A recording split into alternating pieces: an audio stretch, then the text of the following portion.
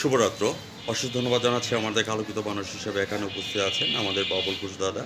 দাদা, আপনাকে আমি ধন্যবাদ জ্ঞাপন করছি আমার ব্রাইট নিউজ 99 চ্যানেল এবং জাতীয় পত্রিকা দৈনিক আছে আলোকিত সকাল থেকে আমি সাংবাদিক পর্যায়ে আপনার সঙ্গে আছি। দাদা, আমি আপনার কাছে জানতে চাচ্ছি মেহেদিগঞ্জ দধিঘর আপনার এই ভান্ডারটা আছে কত বছর হয়েছে? আপনি সরাসরি আমাদের চ্যানেলে তুলে ধরবেন। দোকান করি মনে হয় 30 বছর হইবে।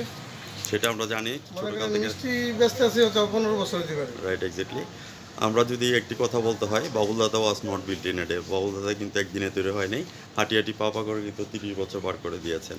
দাদা, আপনার জনপ্রিয়তাটা এত বেশি, এটা কিভাবে হলো এটা আমি আপনার কাছে জানতে তো চাচ্ছি।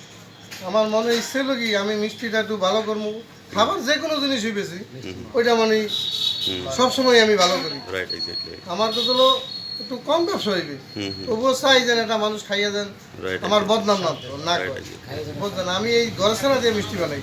রাইট, ঠিক এক্স্যাক্টলি। আছে বলতেন। ভিউয়ার্স, আপনারা দেখতে পাচ্ছেন এখানে আমার ভাই আছেন। ভাইজান, এটা কি মিষ্টি? রসগোল্লা আঙ্কেল। রসগোল্লা। জি আপনার অনুভূতি কেমন লাগছে আজকে যে চ্যানেলে সাক্ষাৎকার দিচ্ছেন? ভালো আমাদের বাবুল দাদা সম্পর্কে কিছু কথা তুলে ধরবেন।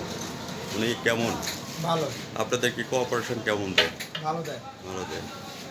আমি ধন্যবাদ জ্ঞাপন করছি বাবুল দাদা। শুধু ওনাদের কথা বলবো না, আমরা জেলা প্রশাসক থেকে শুরু করে এবং আমরা সাংবাদিকরা যারা আছে আমরাও আপনার কাছে পঞ্চমী। ঠিক আছে, আপনার অনুভূতিটা কেমন আছে? তাই আমার জীবনে সক্রিয় ছিল মানে আমি মিষ্টি সুন্দর করে বেচমু। হ্যাঁ, আমি যেহেতু একটা গোসল ফোলাবার হ্যাঁ, আমার মন ইচ্ছা মতন আমি অন ব্যস্ত আছি, রাইট, যাতে এক্স্যাক্টলি। কোনো লোক আমার কমপ্লেন না দেয়। না, এই এখান জন্য থেকে আমি ঘরের ছানা দিয়া ওইটা তারপরে মিষ্টি বানাইতেছি। Right, exactly. এখান থেকে ডেলিভারি তো মনে করেন যে আমি যে জিনিসটা জানি সারা বাংলাদেশে পর্যন্ত যাচ্ছে, সারা বাংলাদেশে কিন্তু আপনার একটা পরিচিত আছে। হ্যাঁ সেই ক্ষেত্রে আপনার অনুভূতিটা কেমন লাগছে? না আমি তো আশা করি ভালোই আছে। হ্যাঁ, বিশেষ করে কোথায় কোথায় ডেলিভারিগুলি আপনাদের বেশি হচ্ছে? মনে করেন বরিশালে সব জায়গায়, ঢাকা, হুম, এরপর ঢাকার সাইডও 2-100 জনে যায়। হুম, হুম। বিয়ের অনুষ্ঠান, হ্যাঁ তারপর আছে বিয়াতে যে অনুষ্ঠানে বরিশাল ক্লাবে হ্যাঁ, মনে করেন যত ক্লাবে হোক আমার ক্লাবে, হ্যাঁ, মিষ্টিটা একটু বেশি। মিষ্টিটা একটু বেশি যায়। তো এখানে মিষ্টি কি কি জাতের মিষ্টি আছে দাদা? মনে করেন ভিজা মিষ্টি আছে, ড্রাই মিষ্টি আছে, হ্যাঁ, রসমালাই আছে, হুম, হুম। ছানা আছে, টক মিষ্টি দধি আছে, ওকে। মিষ্টি দধি আছে, এরপর ঘিও আমি 1 নম্বর হ্যাঁ, দিচ্ছি। ঘি এখানে আছে। এরপর মাখন তো আছে, মাখন তো আছে। মাখন রুটি। আমরা যে জিনিসটা জানি, বাঘাবাড়িতে আপনাকে পিস করে ফেলছেন আপনি।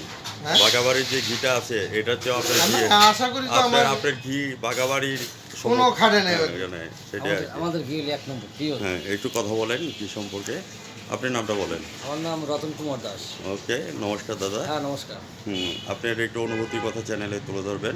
আমাদের এখানে অনেক বছর যাবত ঐতিহ্য মিষ্টির দোকান আমাদের বরিশালে। হ্যাঁ, আমরা চাচ্ছি, আমার মালিক চাচ্ছে যে সততার সাথে, নিষ্ঠার সাথে কাস্টমার যাতে না ঠগে, সেই অনুভূতি আর কি কাস্টমারদেরকে আমরা তুলে ধরতে চাই। হ্যাঁ। আমাদের এই প্রতিষ্ঠান আরও দীর্ঘদিন যাতে চলমান থাকে সেই জন্য আমরা দেশবাসীর কাছে রাইট, দোয়া প্রার্থনা করি। ধন্যবাদ আপনাকে। দাদা, আমি আপনার কাছে জানতে চাচ্ছি, সাক্ষাৎকারের শেষ পয়েন্টের মধ্যে চলে আসছি। Fortune next dream and next গোল, আগামী দিনে আপনার স্বপ্ন কী দেখেন? আশা করি তো ভালোই। মানে আগামী দিনে আমাদের তো এই একটা ইয়ে আছে, আরও কি 2-4টা ইয়ে না দোকান আর করবো না। লোকেশন? এই একটাই এমনি আমি প্রতিষ্ঠান করতে পেরেছি। One is the nothing else alas, that is the at last God to pity on him. অবশেষে ভগবান আপনাকে যে জিনিসটা দিয়েছে ঘোষের হিসাবে, যেহেতু আপনার ঘোষ বংশের মধ্যে প্রদীপ বলা চলে, আইডেল। তো সেই সুবাদে আপনাকে আমি ধন্যবাদ জ্ঞাপন করছি। শ্বশুরবাড়ি যাওয়ারে এখন দাদার এখান থেকে রসমালাই, মিষ্টাই সব কিছু নিয়ে যাও। আর আপনি শ্বশুরবাড়ি গেলে কি নিয়ে যান? আমিও মিষ্টি নিয়ে যাই, মিষ্টি নিয়ে যান। তো মিষ্টি রসমালাই। ইয়ে নেন।